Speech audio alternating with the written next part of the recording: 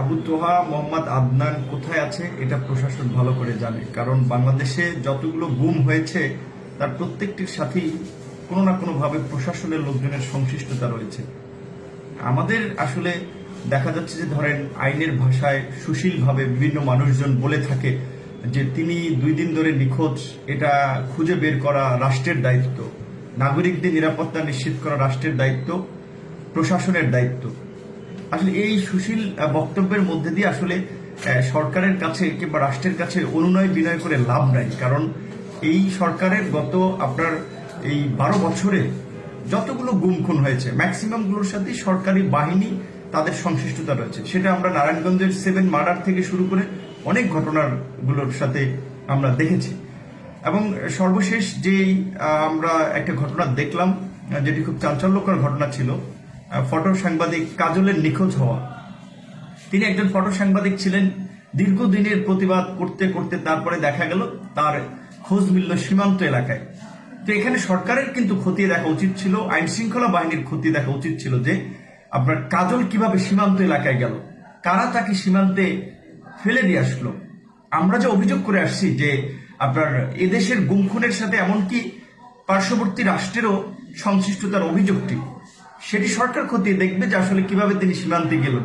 BNP নেতা সালাউদ্দিনের কথা ধরেন, তাকে শিলংয়ে পাওয়া গিয়েছিল, আমরা জানি কিভাবে তিনি এই বাংলাদেশ থেকে ওখানে গেলেন। এগুলো কিন্তু সরকার খতিয়ে দেখতে হবে, সরকার খুঁজে বের করার দায়িত্ব। কিন্তু সরকার কি করেছে? আমি আপনি যতই স্ট্যাটাস দেই, কলম লিখি, এগুলো সরকার কিছু মনে করছে না। সরকার তাদের একদলীয় শাসন ব্যবস্থাকে পাকাপোক্ত করার জন্য বিরোধী এবং ভিন্ন মতের মানুষের উপরে নির্যাতন, নিপীড়ন, দমন পীড়ন চালানোর পাশাপাশি বিভিন্ন মানুষকে নাই করে দিচ্ছে। বিএনপির আপনার প্রভাবশালী নেতা ইলিয়াস আলীর খবর আমরা সবাই জানি। কি হয়েছে? ঢাকা থেকে, এই রাজধানী থেকে তিনিও ড্রাইভার সহ গাড়ি সহ নিখোঁজ হয়েছিলেন। আজ পর্যন্ত তার কোনো খবর মিলেনি। সরকার যদি এর সাথে সংশ্লিষ্ট না থাকতো তাহলে কিন্তু সরকার আইন শৃঙ্খলা বাহিনী খুঁজে বের করতো যে কারা এর সাথে সংশ্লিষ্ট। তারপরে আপনি দেখেন কিছুদিন আগে লেখক মোস্তাকের মৃত্যুকে কেন্দ্র করে আমরা যেভাবে প্রতিবাদ করেছি, আন্তর্জাতিক মহল থেকে একটা বিবৃতি দিয়েছে। তার পরপরই একজন মাওলানা হেফাজতের নেতা ইকবাল আপনার কারাগারে মারা গেল। তিনি মারা গিয়েছেন নাকি তাকে মারা হয়েছে সেই বিষয়ে ওইভাবে কোনো তদন্ত কিংবা এইসব বিষয়গুলো আসলে আমাদের কোর্টের দৃষ্টিতে ওইভাবে আসে না। রাজনৈতিকভাবে এগুলো নিয়ে খুব উচ্চবাচ্য হয় না। হয়তো মরার পরে 2-1 দিন প্রতিবাদ করে, কথাবার্তা বলে। তো আমাদের প্রতিবাদটা যদি এই কথাবার্তা বলা কিংবা ওই 2-1টা স্ট্যাটাস কিংবা প্রতিবাদের মধ্যে সীমাবদ্ধ থাকে, তাহলে আসলে এই ধরনের গুম কিংবা জেলখানায় হত্যা, মানুষকে তুলে নেওয়া, এগুলো বন্ধ হবে না। আপনারা দেখেন এই গত 12 বছরে এই সরকার আমলে 3000 মানুষ বিচার বহির্ভূত হত্যাকাণ্ডের শিকার হয়েছে, 600 মানুষ গুমের শিকার হয়েছে। আমরা কেন সবাই মিলে সমস্বরে বলছি না এই 3000 মানুষকে কিভাবে বিচার বহির্ভূত হত্যা করেছে, কেন হত্যা করা হয়েছে, তার আমরা বিচার চাই। এই 601 মানুষ কোথায় তারা? এর দায়িত্ব সরকারের খুঁজে বের করাটা। কিন্তু আমরা এগুলো বলতে পারছি না, এবং অনেক ক্ষেত্রে আমাদের প্রতিবাদগুলো আসলে সিলেক্টিভ হয়ে যাচ্ছে। ধরেন কেউ সোকল সুশীল হলে, লিবারেল হলে, সাধারণ মানুষ হলে আমরা প্রতিবাদ করি, সরব প্রতিক্রিয়া দেখাই। আবার কেউ কোনো একটা নির্দিষ্ট গোষ্ঠীর হলে আমরা তার ক্ষেত্রে অনেক ক্ষেত্রে নীরব ভূমিকা পালন করি। যেমন এই মোদী বিরোধী আন্দোলনে আপনার যেভাবে হেফাজতের নেতা কর্মীদের উপরে দমন পীড়ন চালানো হয়েছে, স্বাধীনতার সুবর্ণ জয়ন্তীতে 17 জন মানুষকে আপনার হত্যা করলো। কেউ বলছেন 17, কেউ বলছেন 19, যেটাই হোক না কেন, এই যে 17 জন মানুষ, তারা হেফাজত হোক, বাম হোক, ডান হোক, তারা তো মানুষ। তাদেরকে যে হত্যা করা হয়েছে, এদেশের সুশীল সমাজ সেই বিষয়ে কোনো সরব প্রতিক্রিয়া দিয়েছে?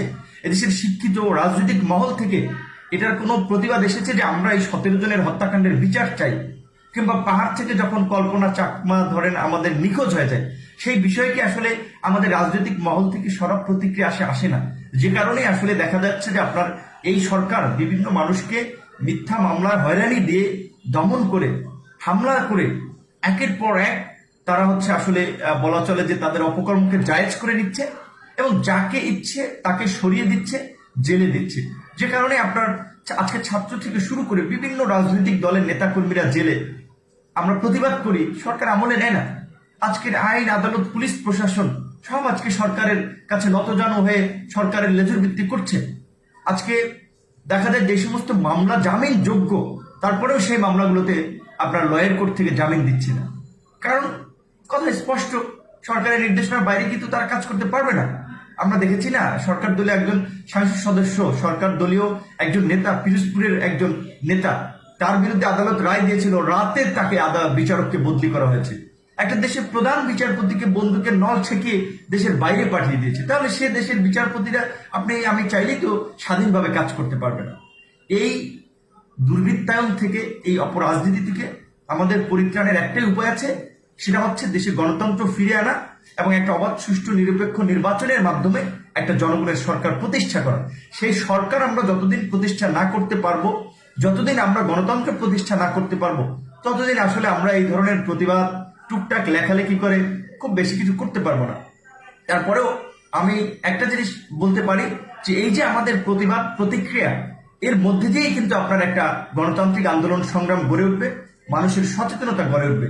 যেমন এই তরুণ মাওলানা তোহা, দেখেন তাকে নিয়ে কিন্তু শুরুর দিকে খুব একটা প্রতিবাদ প্রতিক্রিয়া হয় নাই। আমি দেখেছি বিশেষ করে ফেসবুকে একদল তরুণ ছাত্র যুবক তারাই এই বিষয়টি নিয়ে লেখালেখি করেছে।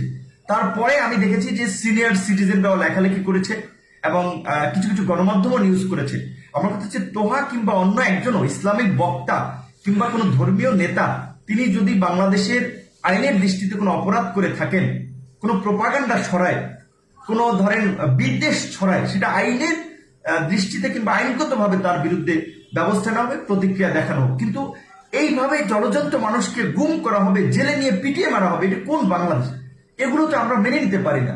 আমরা মানবাধিকারের কথা বলি, আইনের শাসনের কথা বলি, তাহলে আমরা এইসব বিষয়গুলো নিয়ে যদি আমরা ইকুয়ালি প্রতিবাদ না করি, তাহলে তো আসলে কোথায় আপনি মানবাধিকার নিশ্চিত করবেন, কিভাবে আপনি গণতন্ত্র নিশ্চিত করবেন?